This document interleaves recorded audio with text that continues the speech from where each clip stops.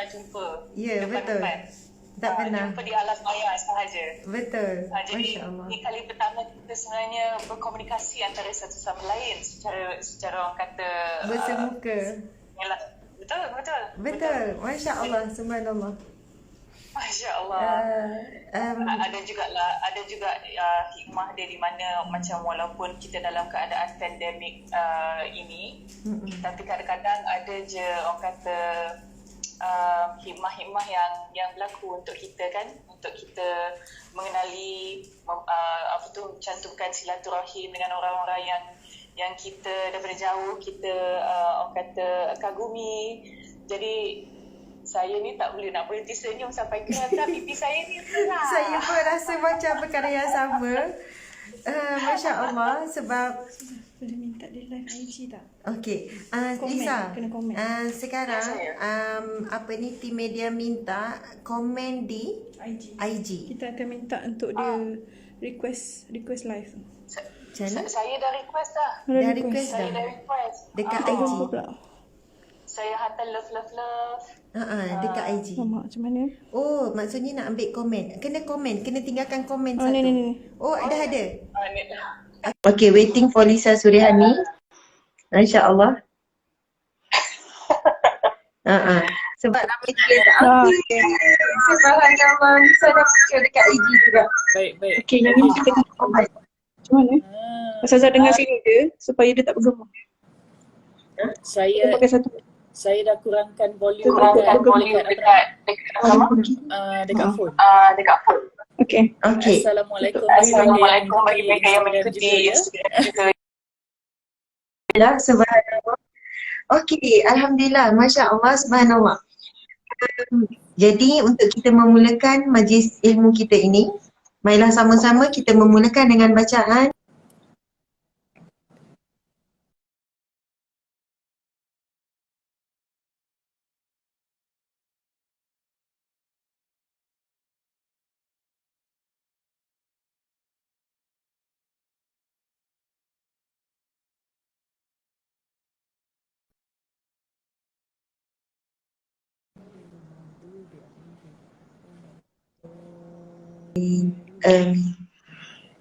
Amin ya rabbal alamin. Subhanallah, alhamdulillah, Allahu akbar. Masya Allah. Macam Lisa sebut tadi, saya rasa saya pun tak boleh berhenti senyum juga ni. Senyum sebab rasa bahagia, rasa gembira, rasa terharu. Orang yang saya daripada kecil, saya pun kagumi Lisa, Masya Allah, dengan sifat yang natural. Lisa dikenali melalui iklan, antara iklan pertama, iklan Ovaltine.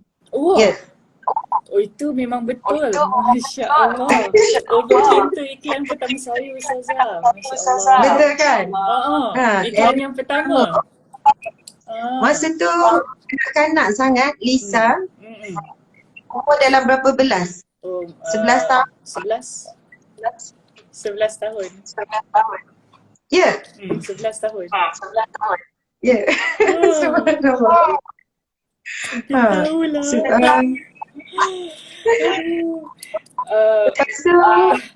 Masya Allah. Lisa, izinkan saya untuk sebagai permulaan ni, sahabat-sahabat para pendengar di IG dah naik dalam 1,400, di page ni mungkin dalam berapa kita tengoklah nanti. Masya Allah, terlebih dahulu kita nak mengucapkan terima kasih sangat-sangat kepada Lisa, terutamanya kerana sudi menerima jemputan daripada kami. Kemudian seterusnya kepada semua para pendengar yang hadir sama pada saat ini, Masya Allah. Jadi mungkin bergabunglah fan Lisa dan juga fan Ustazah Asma Harun. Masya Allah, mudah-mudahan ada keberkatan, ada rahmat Allah balik perhimpunan kita pada malam ini, Masya Allah. Jadi izinkan saya untuk membacakan biodata Lisa Surihani, boleh? Boleh. Segannya ya Allah. Subhanallah. Tuan-tuan, puan-puan, sahabat-sahabat sekalian, saya akan membacakan sedikit biodata Adinda Lisa Surihani ni. Mungkin ramai yang hanya kenal surface saja, tapi insya-Allah Lisa Surihani adalah dilahirkan di Bangsar Kuala Lumpur. Betul kan? Di Bangsar Kuala Lumpur pada 23 Mac 1986. Jadi umur kita beza 3 tahun. Saya 1983. Betul. Masya Allah. Masya Jadi Allah. 1986 umur 35. Betul Lisa? Ya. Ya, Lisa umur Dah masuk. 35, 23 Mac. Dah masuk. Okey. Ya, Lisa backgroundnya adalah law, undang-undang, student undang-undang. Kemudian belajar di College Universiti Harp, Universiti. Okey, Harp ni di mana ni, Lisa? Dekat Damansara, dekat pusat bandar Damansara. Okey, Masya Yang Allah. sekarang ni dah jadi apa, DC Mall dah. Oh, maksudnya lepas itu dah tak ada dah? Dah tak ada dah. Okey. Kemudian Allah. tapi untuk tahun yang terakhir saya keluar negara, saya belajar dekat Wales, Aberystwyth. Nama negeri tu Aberystwyth untuk final year sahaja. Pulangnya saya ke tanah air tu ya, yang saya orang kata berkecimpung dalam industri seni secara seriusnya selepas arwah ayah saya meninggal, dan saya dan dari situ saya fokus saya seriusnya. Boleh katakan fast forward lah Ustazah sebenarnya. Kalau kita fast forward kan, Alhamdulillah saya sangat-sangat bersyukur pada tahun 2019 rezeki saya sekeluarga termasuk anak-anak sekali, termasuk mak saya sekali, dapat saya pergi menunaikan umrah buat pertama kali bersama mereka dengan suami sekali. Dan pulangnya saya ke tanah air, itulah sejak tu yang saya berhijrah memakai hijab. Masya Allah. Ini fast forward sangat ni Lisa. Betul. Sebab itulah dia. Macam ada segan dia.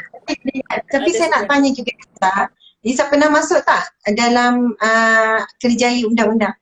Lepas dah habis belajar Tak pernah. Jadi saya kalau ikutkan kaitan saya dengan jurusan undang-undang ni adalah dari segi kata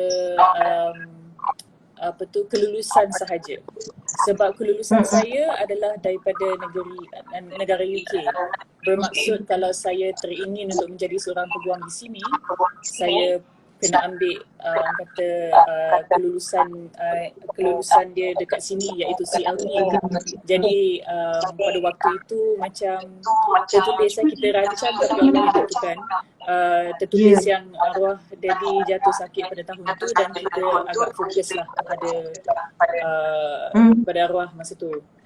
Kita dah berkampung ke hospital lah mak kata. Okey, faham. Kan Allah dah aturkan yang terbaik sebenarnya. Ya, satu-satu kan perancangan. Okey, subhanallah, saya sambung sikit lagi. Kerjaya Lisa bermula dengan sebagai model iklan dan sebagainya, pelakon, jurucakap, pengacara dan sebagainya. Mula aktif pada tahun 1997. Mungkin masa awal sekolah menengah kan, ujung sekolah rendah. Kau 11 tahun tu masih sekolah rendah lagi Liza. Betul. Masya Allah. Okey, pasangan cinta Lisa adalah Yusri Abdul Halim. Siapa tak kenal? Yusri Abdul Halim, Masya Allah. Sekarang Lisa memiliki 2 orang anak, 2 orang cahaya mata. Betul ya Lisa? Ya betul. Betul. Alhamdulillah. Nama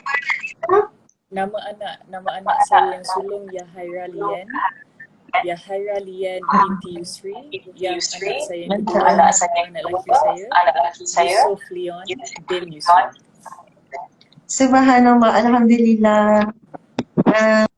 Sebab kehidupan yang sempurna, Alhamdulillah, memiliki sepasang anak. Saya 7. Alhamdulillah, subhanallah. Alhamdulillah. Lisa nak berapa? Lisa sempat. Sempat lagi entahlah, kalau mungkin lagi seorang lah kot, insyaAllah. InsyaAllah. Lagi seorang. Ada rezeki. Dunia sekarang berbeza Ustazah. Dunia sekarang ni kita dunia pandemik sekarang ni ada perancangan tu agak penting untuk kita buat lah. Betul. Masya Allah. Okey, Lisa, malam ni kita nak bincangkan tentang tajuk wanita paling bahagia. Wanita paling bahagia. Buku Tuan-tuan nota puan-puan dah sekalian. ada, pen dah ada untuk kita semua catat. Harapnya semua pengikut, Subhanallah. harapnya semua pengikut dapat ni lah, orang kata sediakan pen, buku nota masing-masing untuk bersedia untuk tulis nota. Sebab Okey. sebelum kita bermula, saya nak memahami terdahulu Ustazah.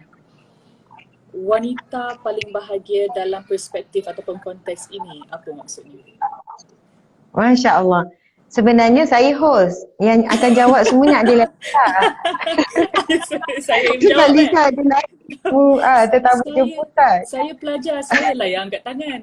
Saya yang akan Ustazah, Ya. saya tanya yang berilmu Ustazah. Okey, Masya Allah. Adinda Lisa dan para pendengar sekalian, saya cerita sikit bagaimana boleh plan kita nak live malam ni. Sebenarnya ia bermula 3 hari yang lepas, baru sangat plan ni. Saya dapat message daripada Lisa. Lisa ada DM dekat IG. Kemudian staff saya yang baca komen Lisa di IG. Kemudian staff saya Syira dibantu balas. Lepas tu bila staff cakap, Ustazah, Lisa Zurani ada message. Dia berminat untuk dapatkan planner. Kemudian saya kata, oh Lisa ke? Masya Allah. Saya sebenarnya kan Lisa, pernah berapa kali dah saya sebut. Ustazah harap satu hari Ustazah dapat jumpa Lisa, dapat mungkin berhubung dengan Lisa. Lisa tu di antara list yang Ustazah admire juga. Maksudnya, ya Masya Allah perjalanan hidup Lisa dan sebagainya, Allah takdirkan menjadi public figure ni ada sebab-sebab yang tertentu. Kan, perubahan demi perubahan hidup kita untuk menjadi inspirasi kepada ramai orang di luar sana. Mudah-mudahan kita memberi inspirasi yang baik, yang Allah redha. Inspirasi ke syurga. Inspirasi wanita salihah, inspirasi bidadari jannah, insya-Allah. Jadi susulan daripada itu, saya pun kata okey, Ustazah nak hadiahkan. Lepas tu kita cari rider, kemudian Ustazah tulis sikit, saya tulis sikit, apa ni, autograf dan sebagainya. Masya Allah, akhirnya planner sampai. Kita ada planner yang sama dan nama planner ni lah yang kita jadikan tajuk pada malam ni, iaitu wanita paling bahagia. Wanita paling bahagia. Ini adalah planner by Ustazah Asma Harun tahun 2021. Ini kali pertama saya buat planner. Dan untuk menyiapkan planner ni tuan-tuan perempuan memakan masa lebih kurang dalam 4-5 bulan. Tengok Lisa buka dah. Buat demo. Ya, kerja keras bersama dengan tim galeri ilmu. Masya Allah. Tapi kalau orang tanya kenapa Ustazah, biasa planner ialah nama je lah planner. Tapi kenapa Ustazah pilih wanita paling bahagia? Kita sebenarnya ada 2 planner kan. Planner, biasa orang buat satu planner. Saya kata saya nak buat khas untuk wanita satu dan saya nak buat planner khas untuk keluarga. Masya Allah. Jadi kita nak mula, ini planner sekeluarga menuju syurga. Masya Allah. Ini untuk plan sebuah keluarga menuju syurga. Oh, apa ni, tiba-tiba Lisa angguk-angguk. Oh. Kan. Okey, ini inti dia berbeza. Ini bab kekeluargaan. Perkongsian bab kekeluargaan, plan untuk satu keluarga. Tapi ini adalah plan untuk seorang wanita. Dan pengisiannya adalah insya-Allah kalau wanita mengikuti plan yang disusun dalam planner ni, ia bukan sekadar planner biasa kita buat catatan. Kan, masya-Allah, subhanallah. Jadi, kalau kita tengok sahabat-sahabat yang dirahmati Allah sekalian, cuba Lisa baca pada muka surat, pada hardcover ni, pada cover depan ni, hadis Nabi tu. Okey, Lisa baca. Di riwayat Abu Daud ya. Hendakkah kamu aku beritahukan tentang sebaik-baik harta seorang lelaki adalah wanita yang solehah. Apabila dia melihat kepadanya, dia akan menggembirakannya. Apabila dia memberi arahan kepada wanita itu taat, dan apabila dia tidak berada di sisinya, wanita itu menjaga maruah dirinya. Wow. Subhanallah. Masya Allah. Ketika Nabi SAW bersabda, berkata perkataan ini kepada sahabat-sahabat kerana ketika itu Rasulullah SAW melihat keadaan sahabat mula leka untuk menghimpun harta. Okey, kemudian Rasulullah memberi peringatan kepada sahabat bahawasanya harta yang terbaik bukan harta benda. Bukan wang ringgit, bukan emas permata, bukan harta yang dikejar oleh kebanyakan manusia. Lalu Nabi SAW bersabda, hendakkah kamu aku beritahukan tentang sebaik-baik harta seorang lelaki. Masya Allah. Iaitu wanita yang solehah. Iaitu isteri yang solehah. Dan mungkin bagi seorang ibu ayah, harta yang terbaik adalah anak-anak yang soleh-solehah. Yang mana apabila dia melihat kepadanya, dia akan menggembirakan. Dan apabila dia memberi arahan ataupun meminta sesuatu, wanita itu akan taat. Dan apabila dia tidak berada di sisinya, wanita itu akan menjaga maruah dirinya. Masya Allah. Hadis Nabi SAW ini menggambarkan tentang ciri-ciri wanita yang paling bahagia. Wanita yang paling bahagia iaitu wanita yang apabila suami melihatnya, suami akan merasa gembira.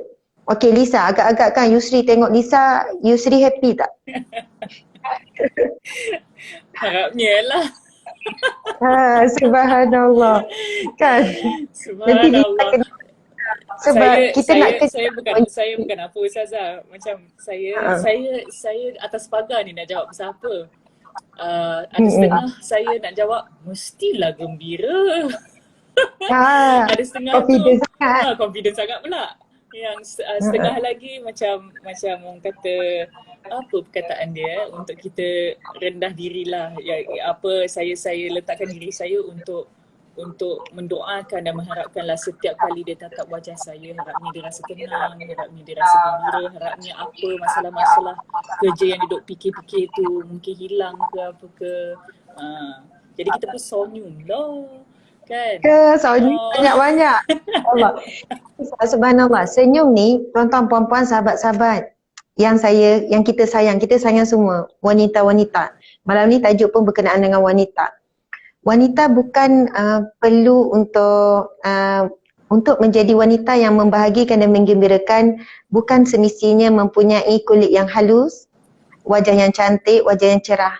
Tetapi ia datang daripada sekeping hati yang baik, lalu dia senyum penuh ikhlas, maka wajahnya akan bercahaya dan wajahnya akan memberikan kegembiraan kepada siapa yang melihat. Masya Allah. Kita di pejabat ni kan, Lisa, kami ada staff dalam 50 lebih, perempuan ada 30 orang. Perempuan ni dalam 10% dia dah kahwin, yang lain tu anak dara.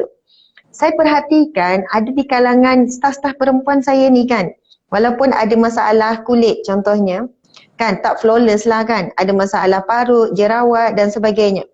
Tetapi kerana dia seorang wanita yang solehah bagi pandangan zahir saya, kemudian dengan akhlaknya yang lembut yang baik, setiap kali dia senyum, Assalamualaikum Ustazah, Ustazah apa khabar?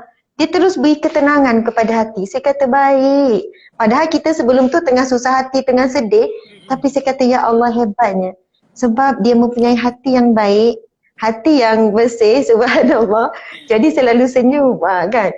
Jadi senyum ni adalah akhlak Nabi. Masya Allah. Siapa yang banyak senyum akan jumpa malaikat. Malaikat apa? Yang jaga syurga, Lisa. Allah. Malik ke Ridwan? Malik ke Ridwan? Malik kan? Malik. Salah. Malik. Tak, Ridwan. Malaikat Ridwan. Penjaga syurga. Betul. Saya punya manager nama Ridwan. Kita pernah sebut ni. Astaghfirullahaladzim. Tak apa, it's okay. Cuma nak sebut Rasulullah sendiri, sahabat kata tak pernah kami bertemu dengan Rasulullah melainkan dalam keadaan wajah yang senyum. Masya Allah. Jadi kita antaranya kan, kita kena berusaha untuk memiliki wajah yang selalu senyum. Sebab senyuman itulah sebenarnya memberikan kebahagiaan sebelum orang lain melihat, kita akan bahagia dulu. Masya Allah. Nabi bersabda, Nabi kata, jangan kamu meremehkan amal kebaikan walaupun dengan berwajah yang manis. Jadi wajah yang manis ni adalah satu kebaikan, ada satu ibadah, Masya Allah. Senyum itu sebagai satu sedekah Nabi sebut. Masya Allah. Betapa Allah ni sayang sangat dengan kita kan Lisa. Allah nak beri dalam sekecil-kecil perkara pahala. Senyum percuma kan senyum. Tapi diberi pahala. Dan lagi kita senyum kepada orang yang suami, anak-anak, ibu ayah, adik-beradik, ahli keluarga, senyum ini pahalanya berganda. Masya Allah. Jadi saya suka ingatkan diri saya dan sahabat-sahabat, kalau kita ni seorang yang banyak senyum pada kawan-kawan, pada customer kan main kita senyum. Ya puan, encik, tuan. Orang yang paling layak terima senyuman manis kita adalah pasangan kita. Masya Allah. Senyum sambil tidur senyum Lisa ya. Subhanallah, Alhamdulillah. Okey, jadi itu kupasan yang pertama antara ciri-ciri apabila wanita yang solehah, wanita yang bahagia ini, bila orang tengok wajah dia, maka dia memberikan kebahagiaan. Ini wanita yang bahagia. Okey, sekarang kita nak buka sikit intipati dalam inti dalam planner ni. Okey, muka surat first. Kita akan buka, mungkin dah ramai juga yang dapat planner ni sangat terhad sebenarnya, ada lebih kurang dalam 1,000 lebih saja set lagi. Lepas tu kita tak akan kita dah tak boleh restock balik. Tak boleh restock dalam keadaan PKP apa semua. Okey, silakan Ustazah Lisa untuk membacakan hadis seterusnya. Daripada Abdullah bin Amr radhiyallahu anhu bahawa Rasulullah sallallahu alaihi wasallam bersabda yang maksudnya dunia adalah perhiasan dan sebaik-baik perhiasan dunia adalah wanita yang solehah. Riwayat Muslim.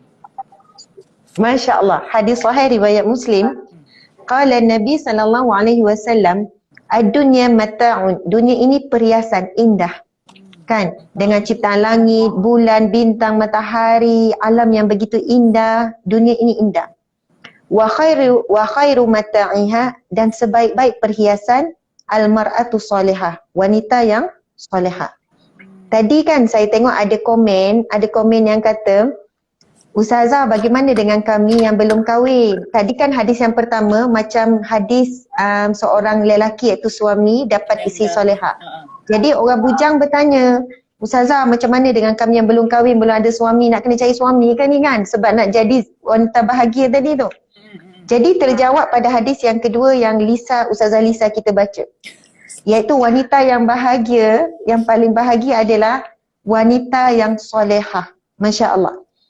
Ini adalah perhiasan terindah. Bahkan Rasulullah SAW pernah bertanya kepada sahabat-sahabat. Tanya Saidina Umar, tanya Saidina Ali, tanya sahabat-sahabat sekeliling. Sejuk. Apakah yang kamu paling suka daripada bahagian dunia ni? Kemudian ada sahabat yang jawab, yang paling aku suka ya Rasulullah iaitu bangun di waktu malam untuk qiyamul lail. Ada yang jawab, yang paling aku suka ya Rasulullah iaitu sedekah, maksudnya bagi tahu apa yang disukai. Kemudian Rasulullah SAW menjawab, bila Rasulullah ditanya, apa yang kamu paling suka di bahagian dunia ini ya Rasulullah? Saya lupa jawapan Rasulullah 2, tapi salah satunya adalah Rasulullah menjawab, aku menyukai wanita-wanita yang solehah. Subhanallah. Maksud suka ni bukan Rasulullah nak wanita ramai-ramai, tak. Maksudnya bahagian dunia ni yang Rasulullah suka, Rasulullah rasa bahagia, Rasulullah sangat gembira iaitu wanita yang solehah. Sebab itu Islam ini satu agama yang Masya Allah, ya perfect, satu agama untuk semua. Tak kira rupa, tak kira keturunan, tak kira bangsa, tak kiralah kamu belajar tinggi ke rendah, kamu orang jahil ke tidak. Tapi kalau kamu menjadi wanita yang solehah, kamu perhiasan terindah. Masya Allah. Mungkin dalam, kalau Miss World paling cantik, paling bijak, sekian-sekian. Mungkin untuk jadi artis ada kriteria-kriteria dia. Tetapi untuk menjadi makhluk Allah yang terindah, Masya Allah, menjadi perhiasan yang terindah, tidak perlu kriteria-kriteria yang diukur oleh manusia. Cukup ia menjadi wanita yang solehah, dia perhiasan terindah, dipuji oleh Allah, dipuji oleh para malaikat. Masya Allah, Allahu Akbar. Subhanallah. Ustazah, misalnya dalam kita nak menjadi seorang yang solehah dan ada kalanya kita lalui ujian untuk untuk meningkatkan keimanan kita, ketakwaan kita dan sebagainya. Jadi macam perspektif wanita paling bahagia ni berdasarkan apa yang diterangkan oleh Ustazah. Apa yang saya faham dari situ adalah di mana kita tak boleh, kita perlu memandang ia sebagai satu introspektif di mana bukan sahaja di dunia tapi di akhirat juga. Ya, betul. Adinda Lisa. Okey, saya tanya Adinda Lisa. Sekarang Lisa bahagia tak? Lisa nak katakan Lisa bersyukur. Tetapi bersyukur, subhanallah. Lisa bersyukur. Tetapi memandangkan Lisa ni macam yelah tengah berjinak-jinak belajar, tengah cuba masuk kelas itu, kelas ini, kelas aplikasi, kelas tadabbur, kelas ngaji. Mana komen suara Lisa tak dengar? Ada kalanya Lisa rasa macam tak cukup tahu, cukup ke amalan Lisa? Apa yang Lisa buat ni cukup ke amalan ni? Macam supaya kita dapat jadi antara ahli syurga Jannatul Firdausi. You know? Allahu Akbar. Jadi macam pada masa yang sama ada kalanya macam setengah-setengah orang kata yang iman pun ada pasang surutnya, dan subhanallah memang ada kalanya orang kata begitu, dan kita ni tengah cuba ni, tapi bila tajuk wanita paling bahagia, adakah maksud Ustazah bukan sahaja bahagia di dunia tetapi sebenarnya bahagia di akhirat? Ya, betul. Okey. Kita masuk dalam sikit tajuk ni. Saya tanya Lisa tadi kan, adakah Lisa bahagia sekarang? Mungkin Lisa akan jawab dari satu sudut kan. Lisa jawab, ya, Lisa bersyukur. Itu syukur adalah ciri-ciri orang yang sentiasa akan bahagia walaupun dia dalam keadaan tidak ada. Dia tidak memiliki ataupun hajatnya tak tercapai, dia tetap boleh bahagia. Okey, bila saya tanya Lisa bahagia tak? Mungkin secara fizikal Lisa kata Alhamdulillah bahagia. Lisa dah dapat apa yang Lisa impikan. Ada suami yang baik, ada anak, Lisa dapat, Lisa sihat. Dan biasa orang sebut perkataan bahagia melibatkan sesuatu yang indah. Sesuatu yang dia boleh capai. Sesuatu yang membahagiakan dia lah, yang boleh yang dia merasakan hidupnya lengkap. Masya Allah. Dan kalau kita telusuri daripada kita kecil sampai sekarang, bahagia tu sentiasa berubah. Masa kita kecil mungkin bahagia kita dapat mainan yang kita nak, wah bahagia kan masa kecil. Kemudian masuk sekolah rendah, mungkin bahagia kita pula berubah lagi kepada sesuatu yang peringkat kanak-kanak lah kan. Lepas tu masuk sekolah menengah, ada pula perubahan pula, target kita seterusnya untuk bahagia. Lepas tu bila masuk universiti lain. Lepas tu masa kerjaya ada target kita. Wah seronoknya kalau dapat ni, okey boleh lakukan watak ni, okey bahagianya. Okey. Lepas tu bila kita kahwin dan sampai sekarang, maksud expectation kita kepada bahagia ni sentiasa berubah. Ini adalah bahagian dunia. Kan? Lepas tu kita ada impian-impian seterusnya. Jadi, bila kita sebut tentang bahagia, walaupun mungkin sekarang kalau kita fikir balik, kalau kita dapat apa yang kita dapat masa kecil tu, dah tak membahagiakan dah. Sebab itu bukan level kita dah. Kita sampai satu peringkat level yang mengejar kebahagiaan yang berkekalan, kebahagiaan hakiki, iaitu kebahagiaan di syurga. Subhanallah. Kita kan umur dah tahap ni, kita sampai satu peringkat, kita dah nampaklah dimensi bahagia yang sebenar adalah bahagia yang hakiki. Bahagia dunia sentiasa bertukar-tukar, sentiasa berpindah-pindah. Dan orang yang melihat dimensi bahagia yang hakiki, orang ini akan dapat bahagia yang sebenar di dunia. Okey, contohnya macam ni Liza. Ada orang dia nak suami, umur dia dah 30 lebih, umur dia dah 40 lebih. Dia merasakan, ya Allah bahagianya kalau dapat suami, seronok nampak orang ada suami, aku pun nak ada suami. Nak ada lelaki yang bersama, boleh berkongsi. Tetapi sampai saat ini dia belum dikurniakan suami. belum ada orang yang binang, belum ada orang yang mengorat mungkin, lepas tu dia rasa. Tapi yang membuatkan dia bahagia adalah rasa syukur. Yang membuatkan dia rasa bahagia adalah redha. Maksudnya dia tidak meletakkan bila dia ada suami baru dia bahagia, tidak. Dia bahagia juga ketika dia belum ada suami. Yang membahagiakannya adalah rasa redha, rasa syukur. Subhanallah. Redha, ya Allah, aku redha kalau ketetapanmu bukan suami di dunia, suami di syurga. Dia pun senyum, subhanallah. Ya Allah, aku redha, ya Allah, kalau inilah takdir dalam perjalanan hidupku di dunia, ya Allah. Semoga perjalanan hidupku di akhirat kan adalah sesuatu yang membahagiakan. Kita kena yakin satu perkara, apa yang kita tidak dapat di dunia lalu kita redha, Allah akan beri di akhirat. Apa yang kita tak dapat di dunia lalu kita redha, kita bersyukur juga dalam tiada, maka kita akan dapat di akhirat. Semalam kan Lisa, ada seorang hamba Allah datang jumpa saya dan bagi saya satu ilmu, pengajaran daripada dia. Dia kata, Ustazah, saya bukan kata saya sukakan ujian, tapi saya bersyukur bila saya diuji. Saya suka. Sebab saya rasa bila saya tak diuji, hati saya keras. Hati saya keras, dia kata. Jadi zikir saya tak manis. Dan Alhamdulillah Ustazah, bila saya diuji, masa itulah saya menikmati ujian Allah. Saya menikmati ujian Allah. Sebab apa? Bukan saya minta diuji. Tapi saya rasa macam bila time diuji itulah waktunya saya zikir dengan menangis. Saya mula banyakkan baca Quran dan saya akan mula cari ceramah. Kalau time saya happy, saya okey, saya dengar tak nak dengar je ceramah. Kemudian saya dengar ceramah tu dengan rasa kosong. Tapi bila saya diuji Ustazah, saya syukur. Tapi saya takut saya cakap saya nak ujian. Saya bukan nak ujian, tapi saya menikmati ujian Allah Subhanahu Wa Taala. Allahu Akbar. Jadi nampak kan, sampai satu peringkat, bahagia tu dah berubah. Ada orang, dia tak nak ujian. Bila datang ujian, dia rasa gelisah, dia rasa sedih, dia rasa ni. Tapi ada orang, definisi bahagia dia bila saat dia uji. Sebab dia akan rasa Ustazah bila diuji, kemudian saya bangun malam, saya mampu menangis. Saya rasa nikmat sangat.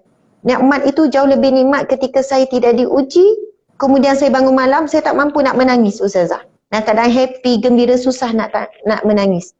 Jadi kadang-kadang bila saya lama tak diuji, saya macam tertanya, bila Allah nak uji? Tapi dalam hati saya takut nak sebut. Kan? Kenapa bulan ni tak ada ujian yang berat-berat? Macam tu kan? Dia kata, salah ke Ustazah saya ada perasaan macam tu? Saya kata bukanlah salah. Kan? Mungkin puan dah capai satu tahap kebahagiaan yang lain. Iaitu manusia yang telah pun menjadikan ujian Allah itu sebagai salah satu jalan bahagia. Masya Allah, wallahu alam. Okey, jadi mungkin Lisa ada nak tanya. Perkongsian tu memang satu memang meletakkan saya pada satu perspektif Ustazah, di mana untuk menjadi seseorang yang bahagia dalam konteks ini,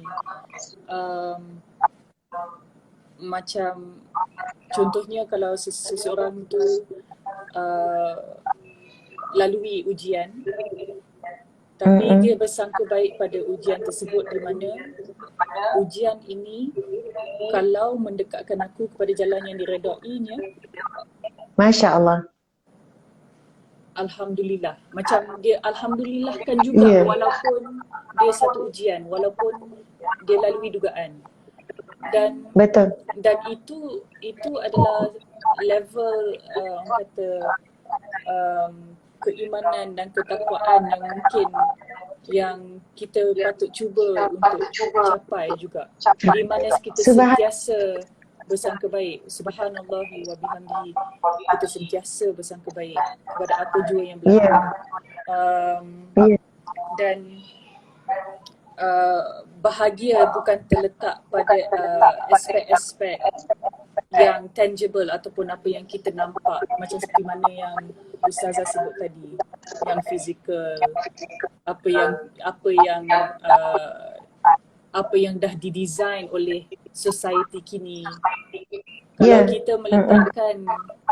kita meletakkan orang kata keutamaan pada submission kita kepada Allah Subhanahu Wa Taala, dengan itu kita tak akan membiarkan benda-benda duniawi ni yang memberikan definisi bahagia tu kepada kita.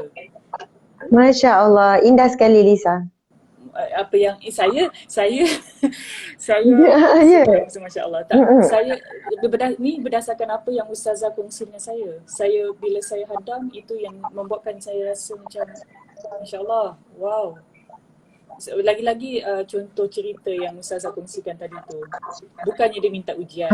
Takkanlah kita nak minta Betul. ujian. Takkanlah nak ditimpa musibah. Cuma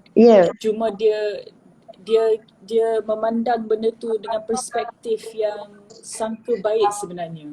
Sebab dia lagi dekat. Sebab dia lagi dekat, jadi lagi dekat. Lagi banyak dia azkar, lagi banyak dia zikir. Dan itulah macam saya terkesan sebenarnya dengan cerita tu Ustazah. Okey Lisa, saya nak cerita kisah yang lain. Baik. Subhanallah, ini cerita dalam 3 tahun lepas mungkin. Masa tu saya pergi ceramah ke kawasan perkampungan. Kemudian datanglah seorang wanita dengan pakaian yang lusuh. Kan habis kuliah, habis ceramah saya tu ada wanita datang dengan anak perempuan dia yang masih kecil dalam umur 3 tahun, 4 tahun macam tu pun berpakaian lusuh. Kita nampak dia orang susah, orang miskin. Okay. Kemudian masa tu saya pergi kat kereta, saya nak balik. Lepas tu dia berada tak jauh daripada saya di tepi motor dia. Motor dia pula buruk dan bahagian tempat duduk tu dah berlubang-lubang. Bayangkan ya, motor kapcai dah buruk, maksudnya dah terkoyak dah tempat duduk. Kemudian bila dia datang kepada saya. Lepas tu dia cakap, dia kata, Ustazah, saya nak tanya soalan pada Ustazah. Dia tanya, Ustazah, saya susah Ustazah, saya orang susah. Saya ada suami tapi suami tak bertanggungjawab. Saya ada anak-anak yang kecil Ustazah, dalam 4-5 orang anak. Dan kerja saya adalah penoreh getah. Dan umur dia lebih kurang 30 lebih. Maksudnya orang muda, kerja penoreh getah, ada anak kecil-kecil lagi. Saya tak boleh nak dekat dengan Ustazah. Saya kata tak apa, saya busuk Ustazah. Cuma saya nak tanya Ustazah satu soalan Ustazah. Nak tanya apa? Dia kata, Ustazah, batal tak solat saya Ustazah? Sebab setiap kali saya solat, saya akan menangis. Saya tak kira lah solat fardu ke, solat sunat ke, saya akan menangis. Kadang-kadang saya bimbang solat saya batal. Sebab saya menangis tu Ustazah, saya menangis sampai kadang-kadang saya tersedu-sedu. Macam tersedu-sedu. Jadi batal tak solat saya? Lepas tu saya kata, tak batal. Selagi mana boleh baca Al-Fatihah dengan tepat dan sebagainya, jangan sampai keluar suara. Itu tak boleh lah. Tapi kalau tersedu-sedu tu boleh. Kemudian dia kata, Alhamdulillah lega Ustazah, Masya Allah. Masa tu Lisa, saya terfikir, terlintas hati saya, mungkin dia perlukan bantuan. Dan apa tujuan dia bercerita, dia bawa anak dan bagi tahu dia susah, mungkin dia mengharapkan sedikit bantuan daripada saya. Saya pun keluarkanlah duit dalam RM10 ke RM20. Saya kata ini untuk akad ya, untuk akad dengan anak-anak. Lepas tu dia tolak. Dia kata, Ustazah, saya tak nak. Saya cerita pada Ustazah, bukan niat saya nak apa-apa daripada Ustazah. Saya tak nak apa-apa daripada Ustazah. Bersungguh-sungguh dia tolak. Saya dah rasa bersalah. Ustazah, walaupun hidup saya susah, rumah saya kecil Ustazah, macam pondok. Lepas tu saya kerja macam ni, kais pagi makan pagi. Tapi syukur Ustazah, saya bahagia. Walaupun suami saya bermasalah, tapi saya bahagia Ustazah. Allah baik sangat dengan saya. Allah beri saya anak Ustazah. Saya sehat. Ustazah, saya syukur Allah sayang saya. Saya masa tu saya pula yang menangis. Saya kata, akak, macam mana akak boleh menangis ya? Setiap kali solat, saya susah nak menangis setiap kali solat. Dia kata, Ustazah, akak dalam hati akak takut Allah bagi akak dunia. Sebab akak rasa nikmat sangat setiap kali solat akak boleh menangis. Sebab akak rindu pada Allah. Bila dia sebut macam tu menggeletar saya. Dia kata, Ustazah, akak rindu pada Allah. Saya rindu pada Allah. Saya rindu nak jumpa dengan Allah. Saya rindu nak jumpa Nabi. Saya redha Ustazah kalau Allah uji saya dengan suami, dengan anak-anak, dengan kehidupan saya. Selagi mana saya boleh menangis dalam solat dan sekiranya Allah beri saya dapat jumpa Nabi, dapat jumpa Allah, dapat masuk syurga Allah. Jadi saya tak nak Ustazah jangan bagi saya duit, Ustazah jangan kesian pada saya dah ada semuanya. Walaupun orang bercerita pada saya, tu orang susah Ustazah, rumah dia buruk Ustazah, macam nak roboh. Tapi bila bercakap dengan saya ada semua Ustazah, saya bahagia. Itu yang kita sebut dimensi bahagia ni kan. Orang yang boleh wanita bahagia, saya jumpa kebahagiaan itu ada pada wanita ini. Yang mana dia tidak ada bahagian dunia. Yang mana dia tidak ada dari sudut harta. Mungkin dari sudut suami yang baik yang diimpikan oleh semua orang. Tetapi bahagia ada pada hatinya, iaitu apabila hatinya mencintai Allah, pertemuan dengan Allah, mencintai Rasulullah, dan dia bukan seorang yang takut menghadapi kematian. Masya Allah. Itu satu kisah Lisa. Ini kisah yang kedua adalah kisah seorang ahli sufi, wali Allah. Kisah seorang wali Allah diceritakan dalam kitab tasawuf. Ini kisah benar seorang wali Allah daripada riwayat yang sahih. Ketika dia sakit, Masya Allah, ketika dia sakit tenat, lalu keluarlah suara dia umpama mengaduh. Macam aduh, macam itulah, macam mengaduh. Lalu adalah anak muridnya, kan, anak murid kepada syekh, kepada wali Allah ini datang ziarah, lalu dia memberikan sedikit teguran kepada guru dia ni. Wahai syekh, bukankah apabila kita ditimpa sakit, kita jangan mengeluh wahai syekh, kita jangan mengeluh. Kita sakit kan adalah satu bentuk ujian Allah untuk membersihkan. Lalu tahu tak Lisa, syekh ni jawab apa? Sesungguhnya tidak dikatakan mencintai Allah orang yang tidak menikmati ujian Allah. Jawapan syekh, orang alim dan wali Allah ini, dia jawab, aku bukan mengeluh kerana sakit. Aduh yang kita dengar tu, kita kalau sakit aduh kan, sebab kita keluhkan sakit. Tetapi rupanya keluhan dia tu adalah menikmati sakit tu. Aduh, nikmatnya. Macam tu. Kita kan mungkin kita tak mampu kalau sakit kepala, aduh sedapnya sakit kepala. Kita tak mampu Lisa. Kalau sakit badan, oh nikmatnya. Ataupun suami kita lama tak marah, bang marahlah saya, marahlah. Dah kenapa? Bila awak marah, saya terasa hati, nikmat. Soalannya macam tu. Kita mungkin tak sampai level yang menikmati ujian Allah. Subhanallah. Kita menikmati nikmat pemberian Allah. Tapi nak sampai level menikmati ujian Allah ni, Masya Allah, orang yang takwa, orang yang beriman dengan hadis Nabi. Antara hadis Nabi yang Nabi sebut tentang hikmah ujian, Nabi sebut, subhanallah, Nabi sebut, sesungguhnya setiap kesedihan, setiap kebimbangan, setiap ketakutan, setiap kesempitan, bahkan setiap duri yang terkena pada tubuhmu. Ini hadis yang Nabi yang sahih. Walaupun duri tu kecil, kita terpijak alah sikit je. Kan, pada orang mukmin itu, lalu dia sabar, dia redha, melainkan dia akan menggugurkan dosa-dosanya. Jadi bayangkan beginilah, kita sakit kepala, tapi benda ni alam ghaib, tak nampak dosa kita gugur. Tapi bayangkan Lisa, bayangkanlah sekiranya tengah sakit lalu kita sabar, kan, sabar, kita penat. Nabi sebut kepenatan pun, kita penat, uruskan anak, uruskan rumah kan. Lalu contoh kita tengah menyapu, mop. Dan kita nampak dosa kita sedang gugur. Plup, jatuh gugur. Ataupun kan muka kita kan, Nabi bayangkan orang melakukan dosa ni, Nabi bagi gambaran umpama kertas yang putih, bila lakukan dosa ada satu titik hitam. Lisa, kalau kita bayangkan itulah wajah kita, agak-agak penuh tak bintik titik hitam dekat wajah kita? Penuh Lisa, penuh. Kalau kita bayangkan sekali kita buat dosa, kemudian ada titik hitam pada muka kita. Sampai penuh, mungkin dah tak ada tempat dah. Lalu kita buat kerja rumah, penat dengan ikhlas.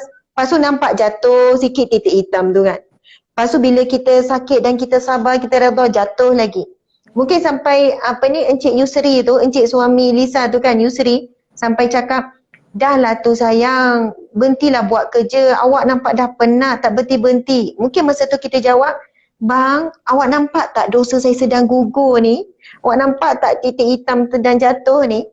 Ibarat, Lisa, ini hanya andaian. Maksudnya, ya, analogi, sekiranya kita boleh nampak dosa kita gugur, Lisa, kita akan kuat menghadapi ujian Allah.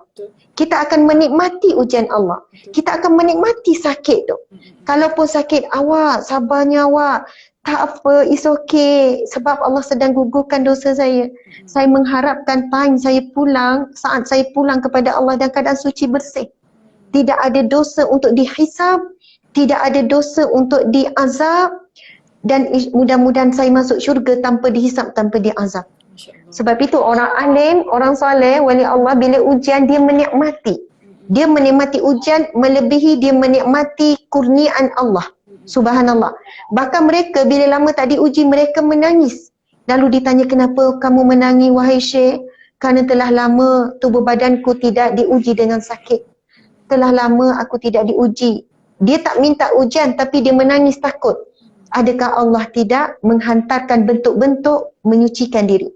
Kalau kapet rumah kita kotorkan, Lisa, kita akan letak pada pagar contohnya, lepas tu kita pukul kapet tu. Tujuan apa? Mengeluarkan kotoran daripada kapet. Begitu juga diri kita, bila kita kotor, Allah bersihkan kita, Allah pukul dengan ujian. Tapi dengan syarat kita kena redha, kita kena sabar. Kalaulah Allah buka hikmah daripada ujian tu kan, Lisa, kita akan bersyukur kepada Allah. Terima kasih ya Allah, engkau pukul aku dengan ujian ni. Engkau pukul aku dengan musibah ni ya Allah. Sebab akhirnya kita menjadi bersih daripada dosa. Tapi ini alam gaib, tak nampak. Hanya orang yang beriman, orang yang soleh, yang yakin dengan janji Allah ni. Dengan hadis Nabi ni. Subhanallah. Rahmat dia, yakin dengan Ya. Maafkan saya. Subhanallah, tak apa Lisa.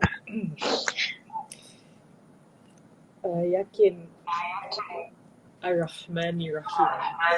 Yakin Ya, sangat yang Allah Maha Pengasih, Allah yang Maha dia Penyayang.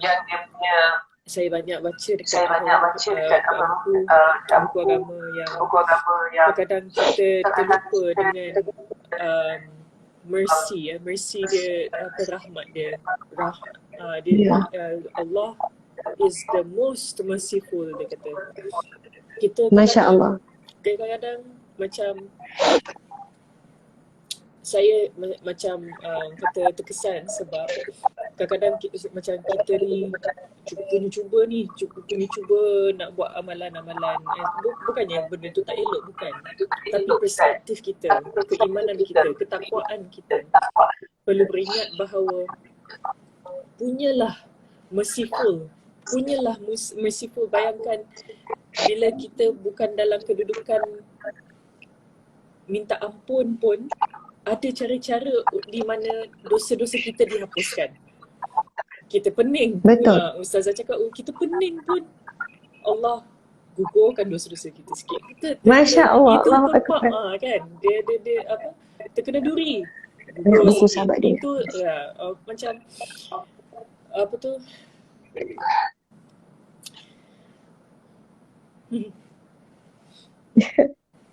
Subhanallah. Lisa, Allah sayang sangat kita. Allah mencipta banyak sebab untuk gugurkan dosa kita. Kamu letih, kamu sabar, Allah gugurkan dosa. Kamu sempit dada kerana manusia yang menyakitkan hati, lalu kamu sabar, gugur dosa. Kamu bimbang, lalu kamu sabar, kamu tenang, kan bimbang, takut, dan kamu zikir. Kita akan share nanti subhanallah zikir Nabi Yunus alaihissalam dan zikir Nabi Ibrahim alaihissalam, yang mana ketika Nabi Ibrahim dan Nabi Yunus dalam keadaan kebimbangan, ketakutan, Masya Allah, Allahu Akbar, orang yang menghadapi bimbang, takut. Sekarang COVID-19, orang takut, orang bimbang. Jadi kebimbangan kita ini, Masya Allah Lisa, sahabat-sahabat yang dimati Allah sekalian, ini peluang Allah nak menggugurkan dosa kita, peluang kita nak bersihkan dosa. Jadi orang yang beriman ni, orang yang soleh ni, dia ambil setiap peluang. Bila bimbang nak baca apa? Bila takut nak baca doa apa? Bila sakit nak baca doa apa? Doa orang sakit kan? Bila sedih nak baca doa apa? Sebab itu orang yang beriman, dia akan cepat ambil kesempatan saat diuji. Masya Allah. Apa tu, saya ada satu ayat Quran ni kan, maafkan saya tapi saya Boleh. sebenarnya banyak baca tafsir bahasa Inggeris. Ada satu Ya. tu yang di mana disebut Allah Subhanahu Wa Taala kata, don't despair Allah's mercy, sebab apa tu, dia ampunkan semua dosa. Dia ampunkan apa jua sin, apa jua dosa-dosa, dia maafkan except for syirik lah. Ya. Melainkan kalau seseorang itu dapat hidayah untuk kembali ke jalan yang asal. Tapi apa tu, ada satu ayat dekat dalam Quran tu cakap don't despair Allah's mercy. Kalau saya memahami dalam konteks bahasa Melayu, dia bermaksud jangan Berputus asa. macam jangan mana remeh pada rahmat Allah ataupun mercy Allah. Kan ada satu ayat dalam Quran tu, saya tu itu min rahmatillah.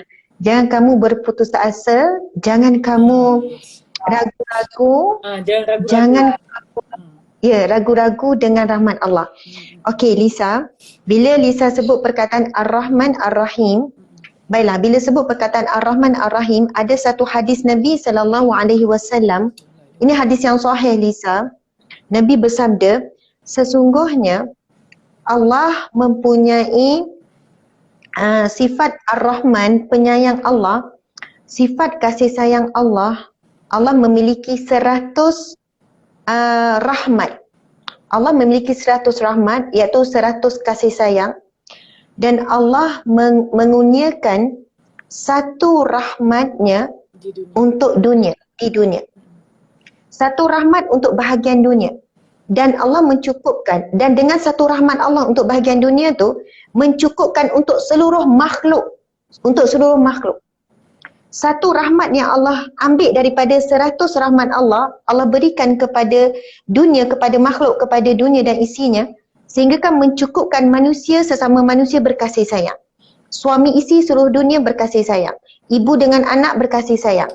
Bahkan mencukupkan mak kucing, anak kucing. Ya, betul. Binatang berkasih sayang. Allah hanya mengambil satu juzuk daripada 100 kasih sayang itu untuk Allah kurniakan kepada seluruh makhluk, hingga kan seluruh makhluk mencukupi untuk saling berkasih sayang. Dan Allah menyimpan 99 rahmatnya, kasih sayangnya untuk diberikan kepada hambanya di akhirat kelak. Subhanallah. Sebab itu, apabila Lisa sebut tadi kan, Allah mengampuni semua dosa hambanya, melainkan dosa syirik. Maksudnya di sini adalah kalau dia mati dalam keadaan dia tak sempat bertaubat, dia mati dalam keadaan syirik, maka orang ini tidak dapat pengampunan Allah. Namun dalam satu hadis Nabi SAW, Nabi sebut sesungguhnya pasti akan masuk syurga orang yang di dalam hatinya ada iman, orang yang mengucapkan kalimah la ilaha illallah, subhanallah. Lalu sahabat bertanya, ya Rasulullah, walaupun dia seorang yang berzina, adakah kalaupun dia penzina, adakah kalaupun dia ada tanya beberapa dosa yang besar. Lalu Rasul kata, ya, walaupun dia berzina, walaupun dia melakukan sekian-sekian. Maksudnya di sini, subhanallah, betapa besarnya rahmat dan pengampunan Allah selagi mana manusia ini dia mati dalam keadaan beriman, mengucap kalimah la ilaha illallah contohnya, subhanallah, ada kemungkinan besar sangat rahmat Allah di akhirat kelak. Kan ada riwayat-riwayat menceritakan bagaimana suasana di mahsyar, yang mana Rasulullah SAW tak kala dijemput oleh Allah untuk masuk ke syurga, Rasul enggan. Kerana Rasulullah meminta dengan Allah untuk berada di mizan. Mizan ni tempat timbangan amal baik, amal buruk. Rasul meminta dengan Allah untuk berada di mizan, untuk bersama di sisi setiap umatnya saat ditimbang. Rasulullah meminta dengan Allah untuk berada di sisi setiap umatnya saat ditimbang oleh Allah akan amalnya. Dan saat itulah sekiranya amal seorang di kalangan umat Nabi Muhammad sallallahu alaihi wasallam, ni di kalangan umat Nabi sallallahu alaihi wasallam yang muslim lah kan, yang beriman, sekiranya diuji, ditakdirkan, masya-Allah, amal buruknya lebih banyak lalu dipilih, dicampakkan ke dalam neraka mungkin untuk dicampakkan. Dan saat itu Nabi Muhammad sallallahu alaihi wasallam akan merayu, ya Allah, kasihanilah umatku ini ya Allah, dia ada kebaikan ya Allah. Dikatakan Rasul akan berada di setiap sisi umatnya saat, sedangkan Nabi sallallahu alaihi wasallam dah boleh masuk ke dalam syurga terlebih dahulu. Tapi Nabi Muhammad sangat cinta dan sayangkan kita. Jadi rahmat Allah di akhirat kelak jauh lebih besar, lebih banyak berbanding rahmat Allah yang Allah berikan di dunia. Sekarang di dunia pun kalau kita tengok, kasih sayang yang Allah berikan kepada manusia, sama ada manusia itu sembah atau tidak kepada Allah, Allah beri dia rahmat. Dia usaha, Allah bagi rezeki. Kan, Allah bagi kasih sayang walaupun dia tidak beriman kepada Allah. Allah bagi dia nikmat kasih sayang. Walaupun kita jarang syukur kepada Allah Kalisa, tapi Allah bagi kita terlalu banyak nikmat. Masya Allah. Tu pun kita seorang, itu cerita seorang. Bayangkan manusia pada Nabi Adam sampai hari kiamat, betapa banyaknya rahmat Allah. Tapi Allah hanya menggunakan satu rahmat daripada 199 rahmat adalah untuk di akhirat. Masya Allah, untuk di akhirat. Betapa nak menggambarkan betapa besar dan hebatnya kasih sayang Allah. Namun Lisa, jangan pula kita mempermainkan rahmat Allah. Contohnya orang yang buat maksiat, tak apalah, Allah kan maha pengampun, maha penyayang. Tak apalah, rahmat Allah itu kan besar. Tak apalah. Taubat tu kena Ya, dengan jujurnya lah kan, dengan ikhlas dengan dia, hati. dengan, Ya, dengan dengan ikhlas. rasa Subhanallah. bersalah tu. Ya, mesti ada. Masya Allah Lisa. Masya Allah. Lisa silakan. Mungkin Lisa ada nak tambah apa yang Lisa rasa, apa yang Lisa, ya, Lisa nak share anything. Minta maaf semua. Masya Allah, tak apa.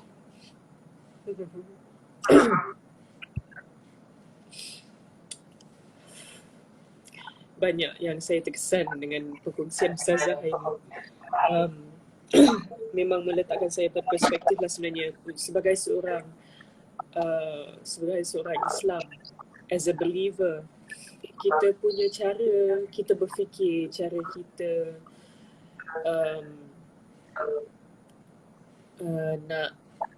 nak mengamalkan ataupun menjalankan ibadah, dia jadi berbeza bila kita menyedari tentang transitnya dunia ni.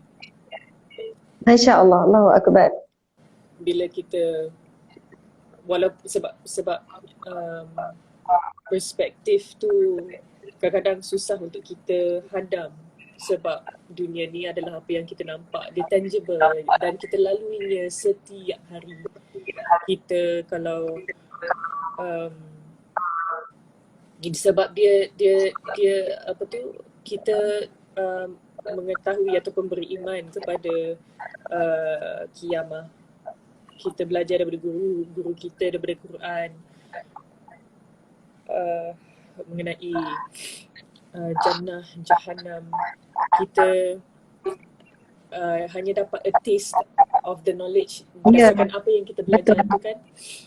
Jadi kita kena mengingati antara satu sama lain mengenai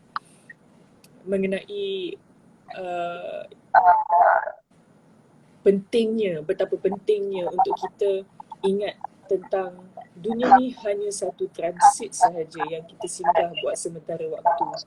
Dan kita kena kata kita everyday kita live our life sebab the eternity tu yang bermaksud forever tu sebenarnya, yang kita duk cakap forever dekat dunia ni, sebenarnya the concept of forever sebenarnya tak wujud dekat sini. The concept of forever sebenarnya, Masya Allah, betul, di eternity tu, iaitu apa tu, jahannam ataupun jannah, dan pengakhiran tu bergantung kepada apa yang kita buat di sini. Dan apa yang kita buat dekat sini adalah untuk mengingati bahawa kita, because Allah is most gracious, most merciful, kita baca tu setiap kali kita baca Al-Fatihah kan, dan kita kena ingat yang bila kita buat salah tu cepat-cepatlah minta ampun, cepat-cepatlah minta Hadis Al-Fatihah, taubat hadis dan minta Al-Fatihah. ampun. Dan Allah, kita yakin ya Allah maafkan kita, kita yakin ya Allah Masya Allah, maafkan kita. Allahu Akbar, Subhanallah, Allahu Akbar. Dan itulah macam dengan perspektif begitu, dengan sangka baiknya yang kita selalu berzikir subhanallahi wa bihamdihi, subhanallahi wa bihamdihi, kita sangka baik kepada Allah, glory be to Allah. Kita baca pun dalam rukuk, dalam sujud kita baca subhanallah wa bihamdihi, subhanallah al-azimi wa bihamdi, kita baca juga masa solat tu sebenarnya. Dan bila kita hadam tu sentiasa berfikir, bersangka baik kepada Allah, you know, dengan itu insya-Allah kita dah capai sebenarnya bahagia tu. Kita dah Masya capai Allah, sebenarnya Allahu bahagia tu, Akbar. insya-Allah. Bukan itu sahaja sebenarnya.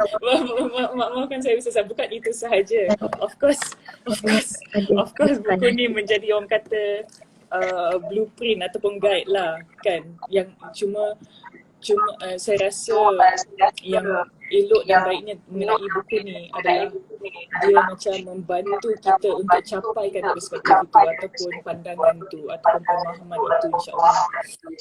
Subhanallah, Alhamdulillah. Minta maaf Ustazah, saya betul-betul terkesan ke hari ni. Saya tak sangka ni first time saya live, saya duk apa orang kata.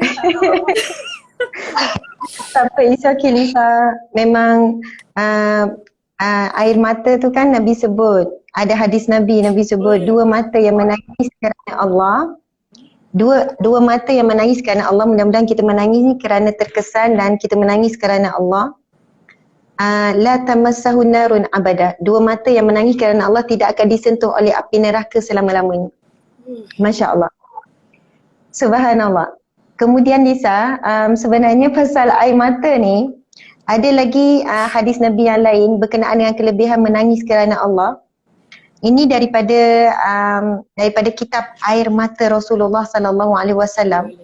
Rasul menggambarkan, Rasul menceritakan kepada para sahabat ketika itu bagaimana Rasulullah bersabda, di akhirat kelak ada lelaki, maksud ada si fulan, maksud ada hamba Allah yang ditarik untuk dicampakkan ke dalam neraka.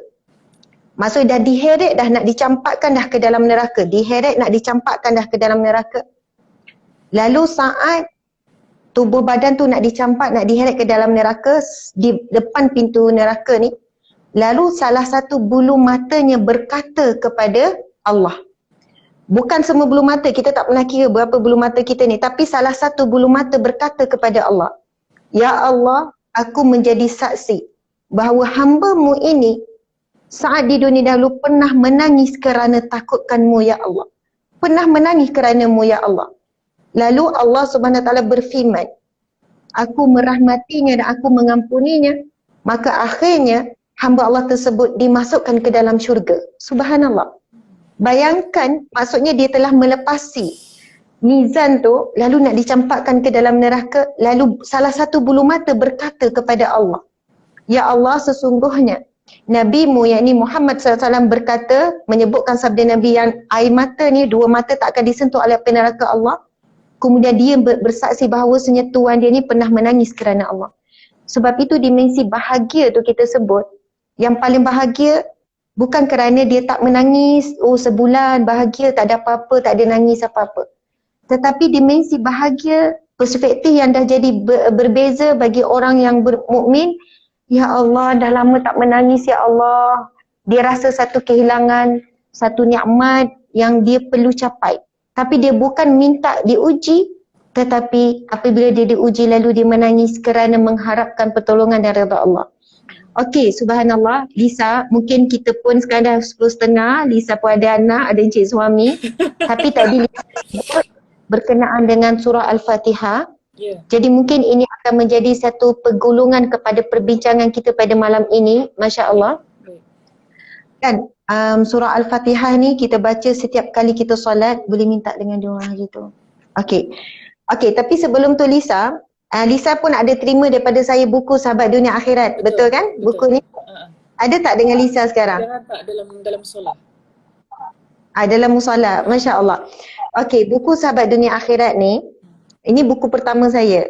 Okay. Kemudian Lisa dapat juga hadiah set lengkap yang pink tu kan? Betul. Masya Allah. Itu Betul. yang kedua lah. Buku Sahabat Dunia Akhirat ni nanti Lisa cuba buka muka surat 37. Buku surat 37 ya, page 37. Okay. Satu hadis Nabi SAW, Nabi bersabda, Bismillahirrahmanirrahim. Inna izamal jazai ma'a izamil balai. Wa inna allaha idha ahabba qawman ibtalahum faman radiya falahu ridha wa man sakhita falahu sakhat. Kata Rasulullah sallallahu alaihi wasallam. Semua hadis Nabi dalam buku ini dah ditashihkan, semuanya hadis yang sahih. Okay. Dan cerita-cerita juga ada riwayat yang sahih.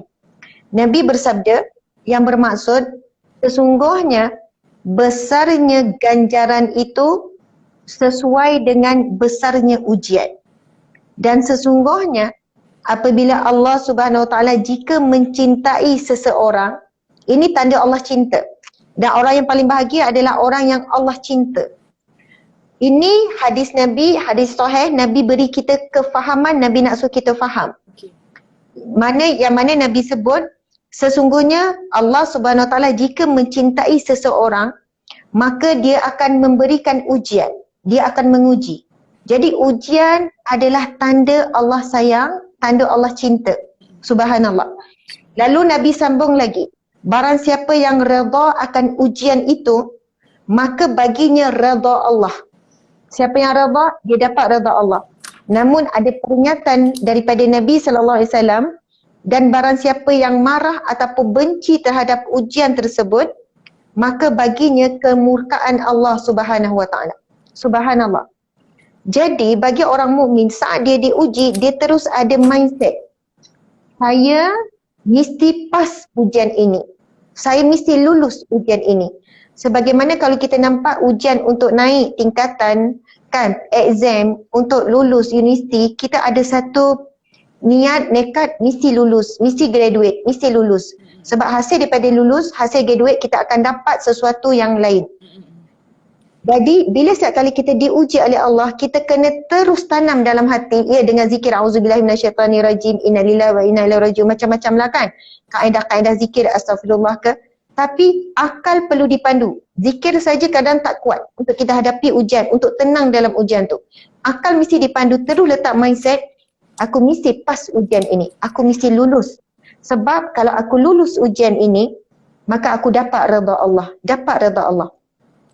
Lisa, Allah Subhanahu Wa Taala berfirman, sahabat-sahabat muslimin-muslimat yang saya kasihi sekalian, Allah berfirman dalam Al-Quran, Bismillahirrahmanirrahim, Ya ayyatuhan nafsul mutmainnah, wahai jiwa-jiwa yang tenang, irji'i ila rabbiki radiyatan mardiyah, kembalilah kepada Tuhanmu dalam keadaan kamu redha dan kamu juga diredai oleh Allah, radiyatan mardiyah. Allahu Akbar.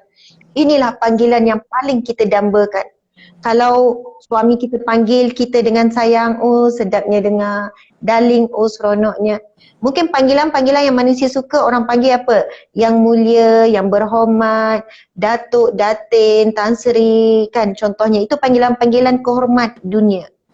Tetapi panggilan yang paling kita dambakan, yang paling membahagiakan, apabila kita dipanggil oleh Allah saat kita mati dengan panggilan Ya ayyatuhan nafsul mutmainnah, wahai jiwa yang tenang, irji'i ila rabbiki radiyatan mardiyah, kembalilah kepada Tuhanmu dalam keadaan engkau redha terhadap segala ujian Allah, engkau redha terhadap setiap ketetapan Allah, engkau redha di atas setiap perintah Allah dan engkau buat semuanya. Maksud itu tanda kita redha segala perintah Allah, dan setiap larangan pun kita tinggalkan sebab kita redha. Kita tak protes Allah, kita tak lawan Allah. Itu maksud redha. Mardiyah, dan kamu akan diredai oleh Allah. Lalu Allah akan jemput kita, fadkhuli fi ibadi, maka masuklah di kalangan hamba-hambaku yang saleh, wadkhuli jannati, dan masuklah ke dalam syurgaku. Subhanallah. Amin, amin. Lisa, Ya Allah, Lisa, itu panggilan yang kita dambakan. Oh, amin, amin. Yang mana Allah panggil kita bismillahirrahmanirrahim. Ya ayyatuhan nafsul mutmainnah irji'i ila rabbiki radiyatan mardiyah. Fadkhuli fi ibadi wadkhuli jannati. Masuklah di kalangan hamba-hambaku yang soleh, hamba yang aku cintai, dan masuklah di dalam syurgaku. Subhanallah. Allahu Akbar. Allah jemput hamba-hambanya yang Allah redha untuk masuk ke dalam syurga.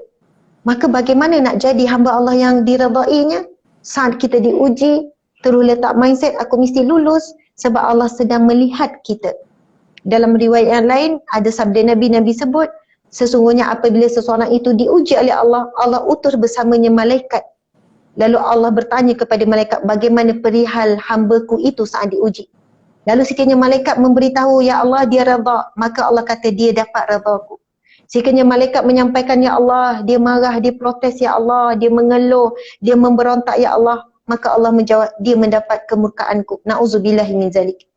Kadang-kadang kita kata, saya bukan tak redha dengan ujian Allah Ustazah, tapi saya tak boleh maafkan orang tu Ustazah. Sebenarnya itu ciri-ciri orang yang tidak redha dengan ujian Allah. Saya minta maaf, saya perlu sebut begini untuk diri saya juga. Orang yang dia redha dengan ujian Allah, dia melihat manusia yang menguji sabar dia tu hanyalah perantaraan Allah saja. Dan dia akan kesian kepada orang tu. Dia akan kesian. Dia kata kesiannya lah orang ni, dia akhlaknya buruk lalu dia menyakiti hatiku. Kesian dia. Dia perantaraan Allah sebab kalau aku redha, aku dapat redha Allah. Maka kita tak akan membenci orang. Kita tak akan mudah benci orang. Sebab kita akan kesian. Kesiannya dia sebab dia kita dapat redha Allah. Ya Allah ampunilah dia telah menyakitiku. Dan dalam buku ni, subhanallah saya tak jumpa tadi, ada kisah seorang alim ulama, alim ulama yang terkenal, dia sebut begini. Sekiranya bukan kerana aku bencikan maksiat, aku mengharapkan seluruh penduduk kota ini mengumpatku, bercakap buruk tentangku. Okey, mungkin Lisa kita tak faham kan? Saya baca berapa kali, lepas berapa kali dan saya tengok keterangan baru saya faham.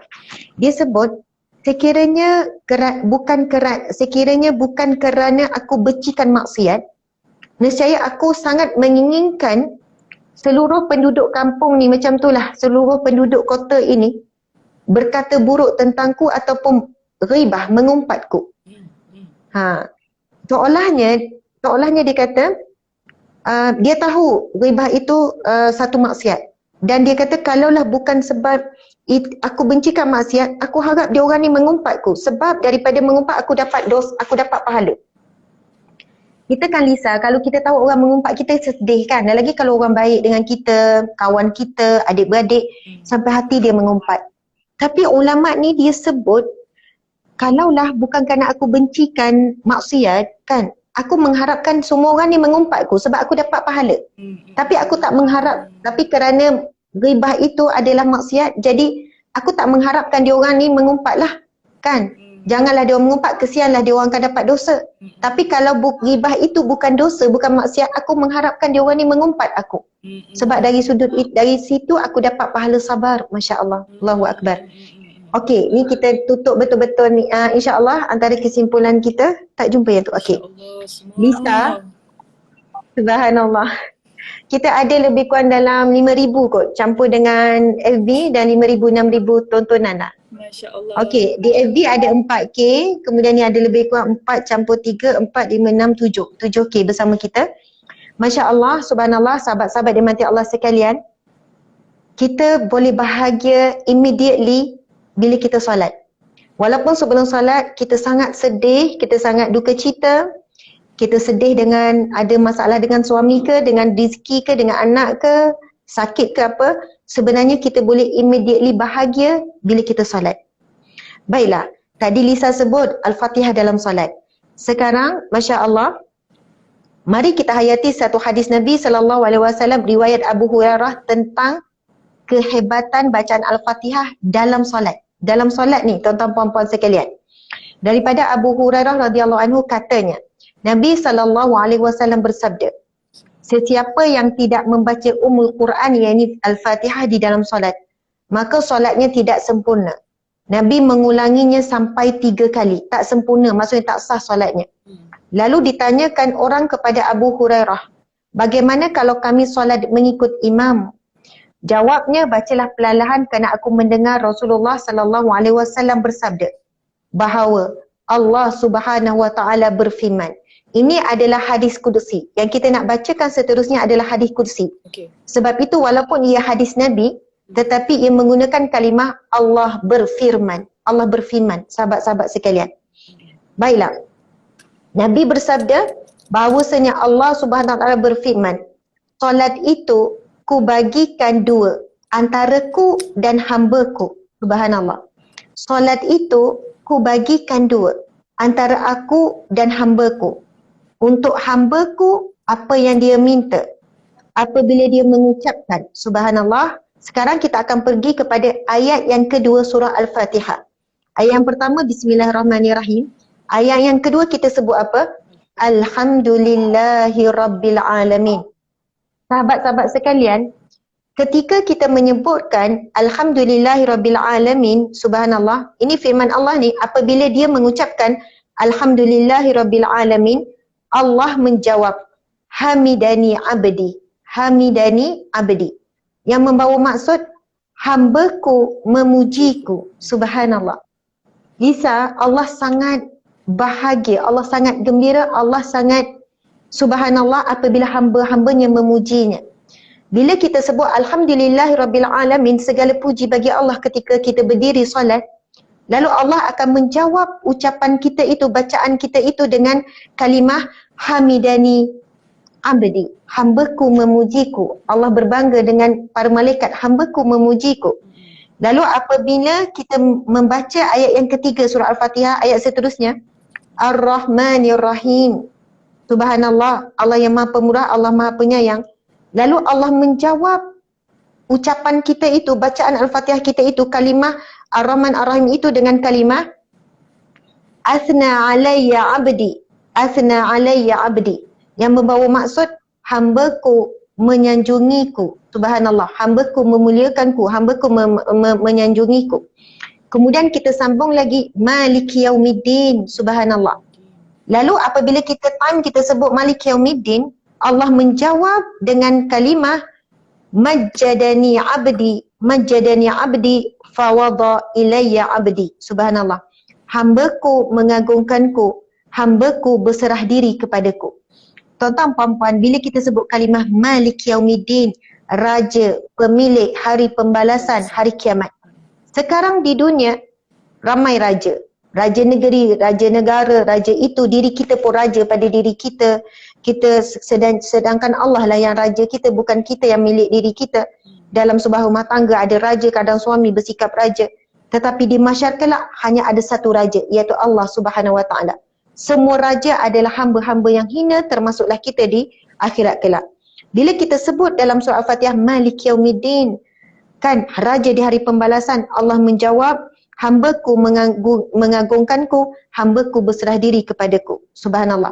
Dan bila kita sebut kalimah Iyyaka na'budu wa iyyaka nasta'in, subhanallah, kepada Engkau aku sembah, menyerah diri, dan kepada Engkau aku minta pertolongan. Saat ini Allah membalas ucapan kita itu dengan kalimah Hadza baini wa baini abdi wa li abdi ma sa'ala. Allahu Akbar. Allah menjawab, inilah bahagianku dan bahagian hamba-Ku. Untuk hamba-Ku apa yang dimintanya. Masya Allah. Sahabat-sahabat, kalau kita lihat, perhatikan surah Al-Fatihah, ayat yang pertama kita puji Allah, Bismillahirrahmanirrahim. Ayat yang kedua, Alhamdulillahirrabbilalamin, puji Allah lagi. Ayat yang ketiga, Ar-Rahmanirrahim, puji Allah lagi. Ayat yang keempat, kita sebut Malik Yaumiddin, kita mengagungkan dan puji Allah lagi. Masuk ayat yang kelima, keenam, ketujuh, ini adalah waktunya kita meminta dengan Allah. Dan apabila time ayat yang kelima, keenam, ketujuh, dan ini saatnya kita meminta dengan Allah dengan permulaan permintaan Iyyaka na'budu wa iyyaka nasta'in.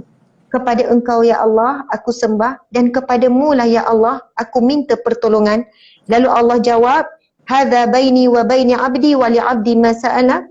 Ini adalah bahagianku dan bahagian hamba-Ku dan bagi hamba-Ku apa yang dia minta. Maksudnya Allah makbulkan permintaan kita. Sebab itu bila kita sebut iyyaka na'budu wa iyyaka nasta'in, ya Allah hanya kepadamu aku minta pertolongan. Masa tu kalau ada apa-apa susah, ada kebimbangan, kita lepaskan.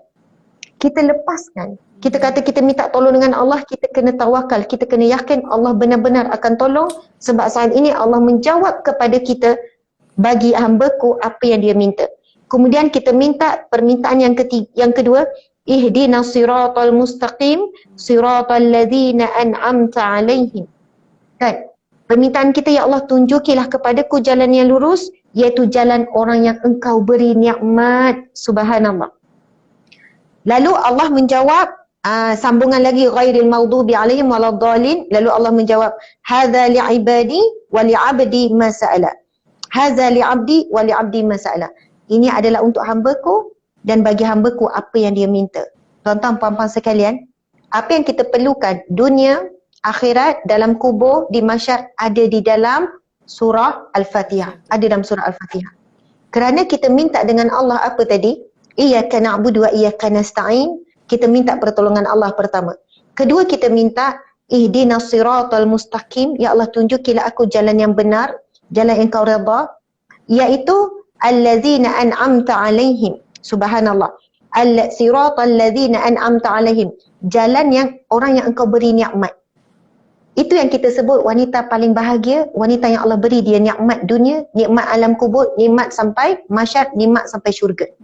Jadi bila kita minta siratal ladzina an'amta alaihim, jalan orang yang engkau beri nikmat, ghairil maghdubi alaihim waladdallin, dan bukan jalan yang orang engkau marah, engkau murka, dan bukan jalan orang sesat.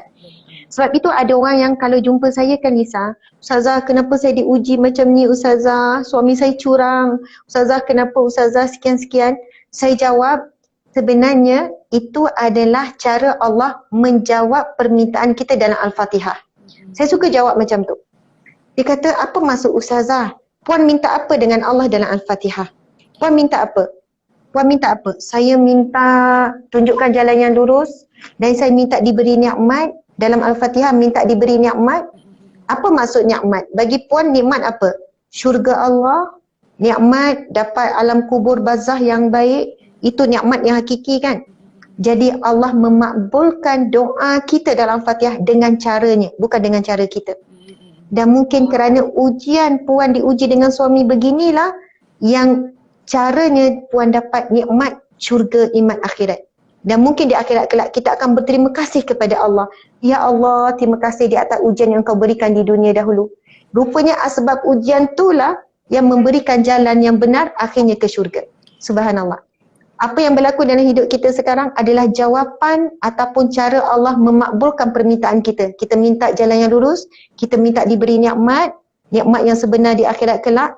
Kita minta jalan yang selamat, bukan jalan yang Allah murka dan bukan jalan orang yang sesat.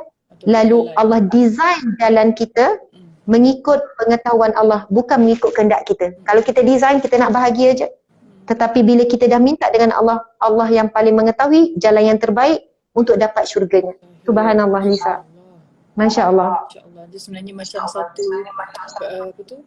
Macam seolah-olah dia satu conversation juga kan, macam bila kita Conversation. dia macam conversation bila kita angkat bila kita takbir, kemudian kita bersedia untuk lepas doa iftitah, kemudian bila kita membaca Al-Fatihah tu, dia satu conversation dengan Allah sebenarnya. Dan harapnya ini satu orang kata peringatan untuk saya jugalah.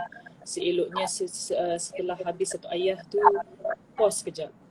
Kan macam dia macam menghayati. Maksudnya kita ingat balik apa meaning dia. Dan ada respon sebenarnya daripada Allah Subhanahu Wa Taala macam Allah membalas. Setiap ayat tu Allah balas. Cuma kita tak dengar. Sebab tu kalau kita bayangkan respon Allah tu, kita akan jadi bahagia. Kita akan, bila kita puji, subhanallah Allah respon kita. Dunia ni kita boleh lepas kejap. Kita boleh lepas kebimbangan, ketakutan. Kita menikmati perbualan kita dengan Allah. Subhanallah. Cara begitu juga membantu kita dengan orang kata untuk kita capai khusyuk tu juga. Kalau kita just Subhanallah. baca Memang. kan, kalau kita baca macam by the way sahaja ke apa ke, tanpa Ya. menghayati setiap ayat yang kita baca. Okey, Macam tu. Lisa, Ya saya. saya kita dah nak, kalau boleh Dah memang selesai. nak cakap banyak. Lisa, kita masing-masing ada komitmen. Okey, Masya baik, Allah, tak apa. saya nak mengajak sahabat-sahabat sekalian, sebab cakap pasal solat, Masya Allah, lusa. Okey, Masya Allah, lusa. lusa. Okey, hari Ahad kami menganjurkan satu seminar webinar solat. Seminar solat yang bertajuk Menggapai Kesempurnaan dan Khusyuk Solat. Menggapai kesempurnaan dan khusyuk solat, Masya Allah. Seminar ini akan berlangsung pukul 8.30 pagi hingga 4.30 petang. Saya ingin mengajak seramainya untuk masuk ke webinar online ini. Slot yang pertama saya sendiri yang akan bawa tajuk Keajaiban Solat Sempurna dan Solat Khusyuk. Saya akan gabungkan juga dengan fakta sains dan bagaimana untuk kita dapat khusyuk solat, tenang solat, subhanallah. Kemudian slot yang kedua iaitu Ustaz Dr. Muhammad Nizam. Ini penulis banyak keluar TV juga kan, penceramah, pendakwah. Ustaz Muhammad Nizam akan bawakan slot sifat solat Nabi. Sifat solat Nabi secara praktikal. Memang ini permintaan kami sendiri, saya kata minta Ustaz tunjuk. Berdiri, tangan yang mana kita confuse apa semua. Sifat solat yang paling hampir dengan sifat solat Nabi. Sebab perbahasan ulama' banyak. Kan cara sujudnya, cara duduk atau sujudnya. Jadi kita minta Ustaz pimpin kita bagaimana sifat solat Nabi secara praktikal dan berdasarkan hadis-hadis dari dalil yang sahih. Kemudian sebelah petang kita akan buat slot soal jawab apa sahaja berkaitan dengan solat. Dan orang yang masuk webinar ini subhanallah akan diberikan e-book percuma. Dalam 200 ke 300 kita masih himpun soalan-soalan soal jawab berkenaan dengan solat. Kita akan berikan e-book tu dan soalan yang dijawab, yang ditanya sepanjang webinar akan dikumpulkan dalam e-book tu dan e-book tu diberikan percuma. Subhanallah. Lisa, ini adalah webinar solat kita yang kedua. Kita dah buat yang pertama bertajuk Bangkit Rasa dalam Solat. Sebenarnya antara tujuan utama, Masya Allah, kita nak mengembalikan kekuatan umat Islam. Kan hakikatnya ada di dalam solat, dalam sujud, dalam rukuk. Subhanallah. Kita boleh immediately, kita boleh bahagia sebenarnya dengan solat. Sebab itu Allah Subhanahu Wa Taala sebut, aqimis solah li zikri. Dirikanlah solat untuk mengingatiku. Aqimis solah li zikri. Dirikanlah solat untuk berzikir mengingatiku. Dan Allah berjanji di dalam Al-Quran, Ala bizikrillahi tatma'innul qulub. Hanya sahaja dengan kamu ingat Allah, jiwa kamu akan tenang. Jiwa kamu akan lapang. Masalah belum settle, tapi sebab dah dapat zikir, dah dapat ingat Allah, masa tu juga dapat tenang. Masya Allah. Tenang ini kurniaan Allah. Kurniaan Allah. Allah beri kepada hati seseorang, Allah beri kepada hati orang tu tenang walaupun masalah belum settle. Sebab itu kadang kita jumpa orang tu senyum, kita kata, asyik senyum, kau ni tak ada masalah. Kadang-kadang orang yang paling banyak senyum, nampak happy tu, dia ada banyak masalah. Tetapi Allah beri dia kurniaan hati yang tenang. Hati tu, okey, kalau air ni kan, kita masukkan satu batu yang kecil, air ni akan bergelora lah sebab kecil sangat tempat tadah. Tapi kalau kita baling batu saiz yang sama, tapi kita baling ke air yang besar, tasik ke, mungkin dia tak bergelora sangat. Dia plup macam tu je. Sama juga hati kita tempat menakung ujian. Kalau luas, hati kita lapang, ujian yang masuk tu walaupun berat, plup macam tu je. Tenang, relax je. Tapi kalau hati kita sempit, ujian pun tak muat nak masuk. Ujian tu simple je. Tapi cepat marah, cepat melenting. Masya Allah. Allahu Akbar. Jadi subhanallah Lisa, saya minta maaf, saya banyak sangat. Mungkin Lisa boleh buat kesimpulan. Lisa buat kesimpulan, kemudian kita tutup. Ya, Masya Allah. Masya Allah kepada mereka semua, termasuklah saya, kepada semua yang menonton di Facebook, di Instagram. Dua persada ni lah ya, Facebook dan juga Instagram. Masya Allah, tabarakallah, alhamdulillah dengan kongsian yang dikongsikan oleh yang sangat-sangat bermakna, yang berharga, yang saya rasa kita semua terkesan dengan apa yang Ustazah kongsikan tadi. Dan moga dengan perkongsian ini kami semua boleh sama-sama doakan moga kami jadi orang yang Allah redai. Moga kami semua menjadi ahli syurga Jannatul Firdausi. Amin. Kita doakan moga semua dosa-dosa kami diampunkan.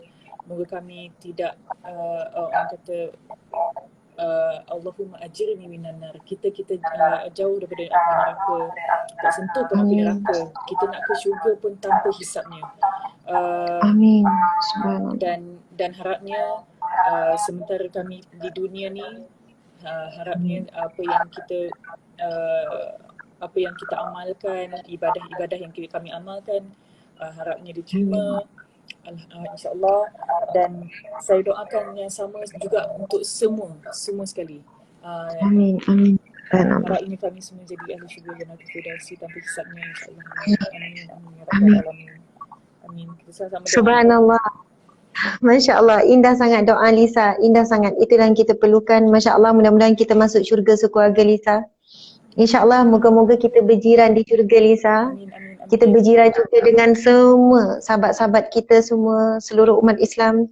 Kita akan berbahagia di sana, tidak ada lagi duka cita, kebimbangan dan kesedihan. Amin ya rabbal alamin. Mudah-mudahan Allah berikan kita husnul khatimah. Amin ya rabbal alamin. Subhanallah. Lisa, I love you so much Lisa. Saya sangat sayangkan Lisa kerana Allah. Saya pun sayang Ustazah Ta'ala. Terima kasih banyak atas kesudian untuk menjemput saya ke live ini. Walaupun kita tak pernah berjumpa. Terima kasih kepada tim Ustazah juga. Dan juga terima kasih kepada mereka juga yang sudi menonton kami berdua. Alhamdulillah, berkat hikmah kita dapat malam ni. Masya Allah. Alhamdulillah, subhanallah, alhamdulillah, Masya Allah. Jadi sahabat-sahabat sekalian, selamat malam semua. Kepada Lisa sekali lagi tunjukkan planner ni tuan-tuan puan-puan sekalian. Masya Allah. Ini planner by Ustazah Asma Harun. Kepada siapa yang ingin memiliki, ini untuk khas wanita bahagia. Setiap helaian tu ada banyak sangat inti-inti kebaikan dan dia macam membantu kita untuk jadi wanita bahagia dengan amal-amal soleh, dengan jadah jual yang disediakan. Dan ada banyak selingan-selingan hadis Nabi, tip-tip untuk menjadi wanita yang bahagia. Masya Allah. Alhamdulillah. Maka dengan itu, Masya Allah, ciri-ciri wanita bahagia. Terima kasih Lisa. Masya Allah. Jadi Lisa sampaikan salam kepada encik suami yang tercinta, Tuan Yusri. Masya Allah. Mudah-mudahan Lisa dengan Yusri, anak-anak sentiasa bahagia, dilimpahkan rezeki yang berkah. Allah lindungi daripada segala mara bahaya. Allah bahagiakan sampai syurga. Amin. Masya Allah. Jadi sahabat-sahabat, amin. Sahabat-sahabat semua, sekadar itulah daripada kami. Mudah-mudahan bermanfaat untuk dunia dan akhirat. Kita tangguhkan perkongsian kita dengan tasbih kafarah dan baca tasbih kafarah dan surah wal asr. Bismillahirrahmanirrahim. Subhanakallahumma wa bihamdika asyhadu an la ilaha illa anta astaghfiruka wa atubu ilaih. Bismillahirrahmanirrahim. Wal asr innal insana lafi khusr illa alladhina amanu wa amilus salihat wa tawasaw bil haqqi wa tawasaw bis sabr. Sadaqallahul azim. Amin ya rabbal alamin. Subhanallah. Sayang semua kerana Allah. Sayang Lisa. Masya Allah. Assalamualaikum. Sayang Ustazah, sayang semua juga. Lillahi ta'ala. Subhanallah. Lillahi ta'ala.